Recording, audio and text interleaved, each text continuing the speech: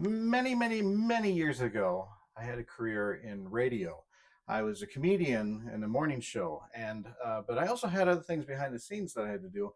And one of the things that I did was I wrote out the top headlines from the AP Wire, and I gave it to my co-host because he was to read what was going on the page there. And I kind of got a little ornery at one time because I knew that he would read whatever was on there. It became so routine that you do. It's early morning and you read it, and sometimes you're not even thinking about it.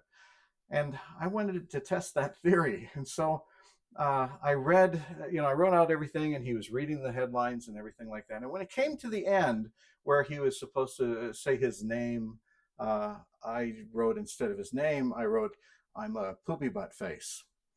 And he read it on the air and didn't notice it right away, even until he actually heard himself kind of say it out loud. Well, we had a big laugh about it, and we were, comedians at the time, so it was an easy thing to laugh off. Sadly, though, today it seems like a lot of people are truly just mimicking whatever is told to them and whatever they read. We read simple headlines that call for us to be angry or hateful or fearful toward other people, and we believe it and we read it and we mimic the things that they're saying.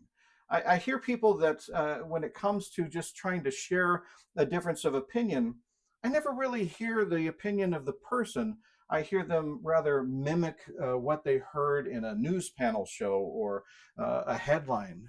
We're not thinking for ourselves as much anymore, and it can get us into a lot of trouble because we're not meant to be mimics. We're not meant to just echo everything that someone else has already said. We're meant to be what God created us to be, and that is individuals, individuals with thought and feelings, individuals that have the capacity to look beyond a headline, to read further, to read other sources, and to find the truth.